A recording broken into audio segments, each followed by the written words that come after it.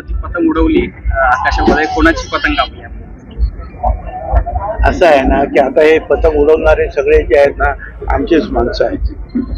त्याच्यामुळे आता कोणाची पतंग कापणार? सगळ्यांच्याच पतंग ज्या जास्तीत जास्त वरती न्यायचे आहेत, सगळ्यांच्या पतंग वरती जातील, त्याच्यावर माझी पण पतंग वरती जाणार आहे. बाकी जे आहे ज्यांच्या पतंग कापायचे ते राजकारणाच्या निवडणुकीच्या वेळेला बघू कोणाकोणाचे जे पतंग उडवायला येतील काय त्यांच्या कापू.